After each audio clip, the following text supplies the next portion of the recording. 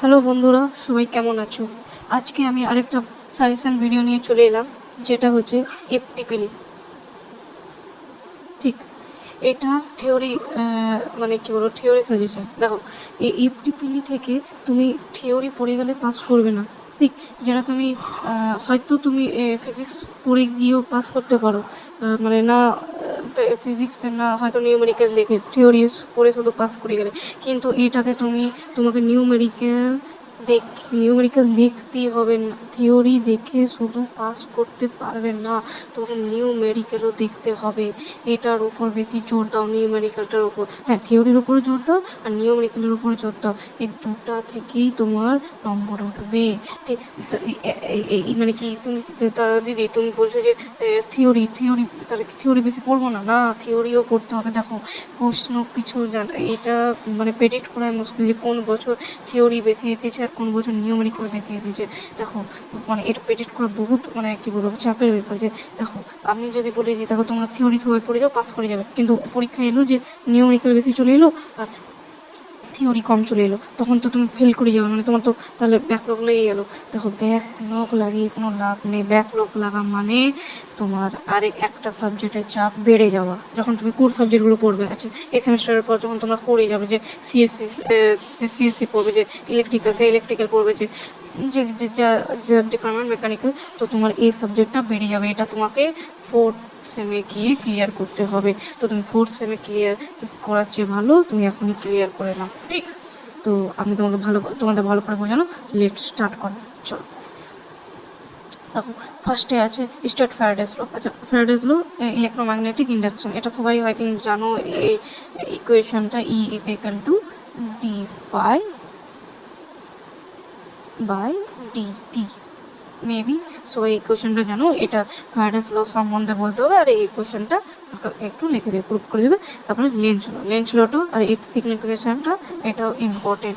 আচ্ছা, explain working principal of A transformer. আচ্ছা, working principal ট্রান্সফর্মারের একটু মানে দেখাতে হবে, মানে বলতে হবে যে ওয়ার্কিং প্রিন্সিপাল কি।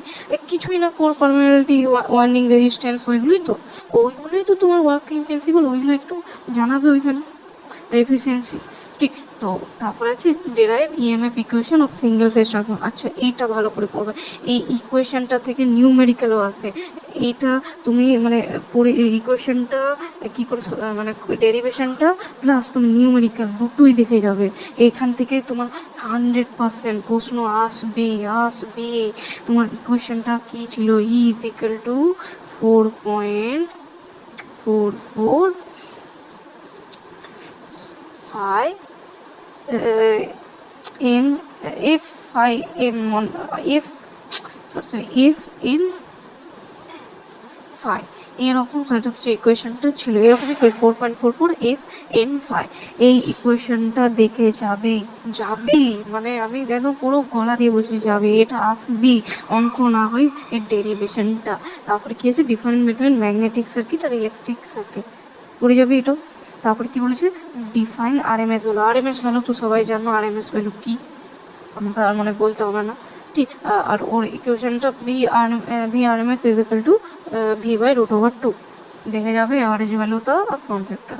তারপরে এক্সপ্লেন ফ্লেমিংয়ে লেফট হ্যান্ড রুল। ফ্লেমিংয়ের লেফট হ্যান্ড রুল তো সবাই জানো। Fleming left hand rule determines the কি ছিল, determine the direction of the force and current carrying conductor within the magnetic field. এটা দেখে যাবে। তারপরে এর ওই মিডিল ফিঙ্গার, ফোর ফিঙ্গার, তারপর আরেকটা কিছু না, মিডিল ফিঙ্গার, ফোর ফিঙ্গার আর থাম কি রিপ্রেজেন্ট করছে ওটা বলবে, আর ওর ছবিটা এঁকে দেবে। ঠিক, আর রাইট হ্যান্ড রুলটা, Fleming right hand rule determines the current EMF in a generator and কি ছিল, কন্ডাক্টর মুভিং উইথিন এ কোথায় হচ্ছে ম্যাগনেটিক ফিল্ড। এটাও পড়ে যাবে। আচ্ছা, এর অ্যাপ্লিকেশনটা, ফ্লেমিং লেফট হ্যান্ড রুলের অ্যাপ্লিকেশন কী হবে? ডিসি মোটর, তোমরা বই থেকে পেয়ে যাবে, ডিসি মোটর আছে। আর রাইট হ্যান্ড রুলটা মানে জেনারেটর। ঠিক, তো এগুলো ভালো করে পড়বে। আচ্ছা, derive the expression for energy store inner inductor. আচ্ছা, এটাও ভালো করে পড়বে। এটাও ইম্পর্টেন্ট, এটা দেখবে পরীক্ষাতে চলে এসেছে। তারপরে কি এসেছে? Explain concept of a hysteresis law, BH curve and hysteresis law. আচ্ছা, এটা তো সবাই জানো পাতার মতন হয়, আই থিঙ্ক এইটা পড়ে যাবে, এটা আসবে। এই ছবিটা দেখো, এরকমই তো ছবিটা হয়, ওই পাতার মতন ছবিটা হিস্টেরিসিস ল, আই থিঙ্ক তোমাদের কলেজেও পড়িয়েছে। ঠিক, এটা কি ছিল? এটা ছিল এইচ, ম্যাগনেটাইজিং ফিল্ড, আর এটা হচ্ছে opposite direction in magnetising field, আর এটা হচ্ছে ফ্লাক্স ডেন্সিটি বি, আর এটা হচ্ছে minus B, opposite direction flux density. এটা হচ্ছে স্যাচুরেশন, এটা হচ্ছে রিটেনটিভিটি, এটা কোয়েরসিভিটি, আর অপোজিট ডিরেকশন ইন স্যাচুরেশন। ঠিক, তারপরে এইখানে এ না না, এখানে হয় A B C D E F. ঠিক, তো লিখতে হয়, তো করে দেবে এটা। ঠিক, আর তারপরে একটু সম্বন্ধে জানিয়ে দেবে, স্যাচুরেশন সম্পর্কে, রিটেনটিভ সম্বন্ধে, কোয়েসিভিটি সম্বন্ধে, আর ওই বিএইচ কার্ভ। আর হিস্টেরিসিস জিনিসটা, লস জিনিসটা কি সবাই জানো তো? হিস্টেরিসিস লস জিনিসটা হচ্ছে, hysteresis loss is lagging behind the magnetising field. তারপরে কি ছিল? When a ferromagnetic material with in a one cycle of magnetising field. আচ্ছা, এরকমই হয়তো কিছু ছিল, একটু দেখে নিও হিস্টেরিসিস লসটা, ভেরি ভেরি ভেরি ইম্পর্টেন্ট। কোথায় গেল? হ্যাঁ, একটু দিয়েছি। তারপরে ক্যালকুলেট ইম্পিডেন্স। ইম্পিডেন্সের ইয়াতে জানো তো, মানে ইকুয়েশনটা XL is equal to 1/2 root over LC. এই ইকুয়েশনটা একটু প্রুফ করতে হবে।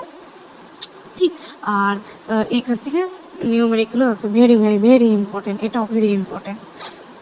এটাও দেখবে, কারেন্টও দেখবে, পারফেক্টও দেখবে আর এলসি সার্কিটে।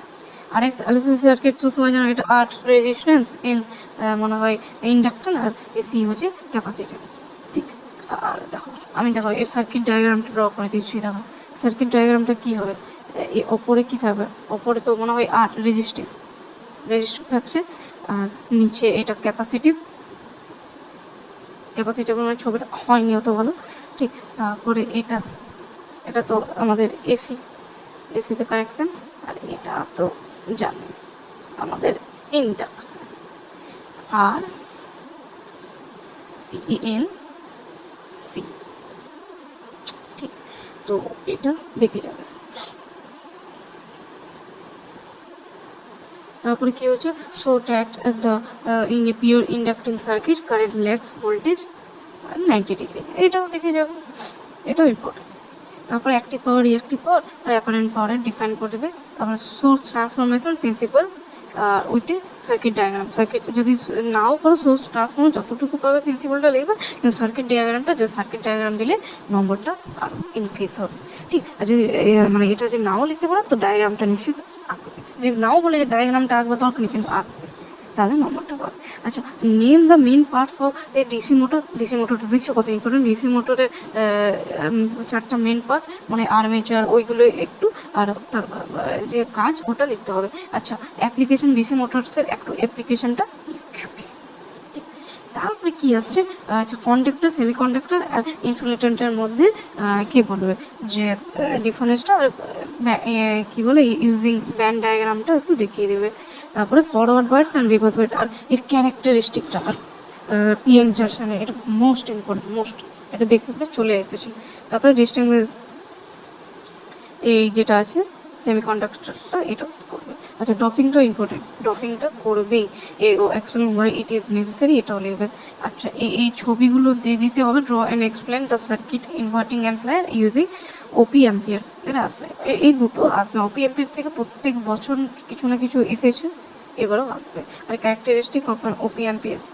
আচ্ছা, তারপরে explain virtual ground concept in OP ampere, এটাও আসবে আসতে পারতো। ওপি অ্যাম্পিয়ার থেকে কোনো প্রশ্ন আসবে। আচ্ছা, দেখো ডি মর্গান ল এখানেও আছে। এই ডি মর্গান লটা আমি তোমার আইআইটিতেও দিয়েছি, আইআইটি সাবজেক্টটাতেও দিয়েছি। দেখো এইটা তো ডিফাইন ইউনিভার্সাল গেট হয়, ঠিক আছে, ইউনিভার্সাল গেট, এটা তোমার আইআইটিতে আছে, এটাও মনে হয় আছে আইআইটিতে। হ্যাঁ, এই দেখো তাহলে এইগুলো তাহলে আরও ইম্পর্টেন্ট, তো এগুলো ইম্পর্টেন্ট না, এই 2, 3, 4 আরো ইম্পর্টেন্ট, এগুলো আসে পরীক্ষায়, ঠিক আছে। আর এই তো ট্রুথ টেবিলটা তো পড়ে যাবে, ট্রুথ টেবিলটা তো মানে এত ইম্পর্টেন্ট কিছু বলবো না, প্রত্যেক বছর না শিখেছি ট্রুথ টেবিল। ডি মর্গান ল তো স্টেট করতে বলবে, স্টেটমেন্ট তাহলে প্রুফ করতে দেবে, ডি মর্গান ল ওই প্রুফটা আছে, আর না হলে ওই ট্রুথ টেবিলটা 0 1 1 1 1 আছে ওইগুলো একটু করতে হবে। তারপর ডিফাইন ফ্লিপ ফ্লপ, ফ্লিপ ফ্লপটা কি ওই একটা মানে আছে এরকম করে জাস্ট কিছু একটা ডায়াগ্রাম আছে, ফ্লিপ ফ্লপের ডায়াগ্রামটা একটু দেখবে, আর ভ্যারিয়াস টাইপস ওটা দেখবে একটু ফ্লিপ ফ্লপটা, তারপরে এর নাম ফর্মটা পড়বে। তারপরে simplify Boolean expression, Boolean algebra একটু দেখবে, এটা important. Draw the pin diagram IC 741 OP ampere, এটা দেখবে, এটা প্রিভিয়াস ইয়ার্সও এসেছে, প্রিভিয়াস ইয়ার্সও এই প্রশ্নটা এসেছে। তারপর দেখো এইখানে এমসিকিউ স্টার্ট হচ্ছে। তাহলে এমসিকিউতে আমি আগেই বলে দিয়েছিলাম ওই অ্যান্সারটা করবে, তারপরে ট্রান্সফরমার আর রেটিংস আর গিভেন বাই KVA, এটা জাস্ট স্টেটমেন্টটা লিখবে 2 পিকের। কিন্তু দেখো এখানে অঙ্ক আছে, অঙ্ক কোথায় গেল, অঙ্ক আছে, তো এই অঙ্কগুলো পরে দেখাতে হবে, অঙ্কগুলো এখানে টুকরো কোনো জায়গা নেই, ঠিক আছে। তো আর এখানে তোমার ফিল ইন দ্য ব্ল্যাঙ্কস আছে, দেখো যেগুলো হাইলাইট করা ওটাই মানে ড্যাশ যেগুলো দেখো হাইলাইট করা আছে, ঠিক। তো তাহলে তোমরা তো সব মানে বুঝে নিয়েছো কী কী করতে হবে, এটা মোস্ট ইম্পর্টেন্ট।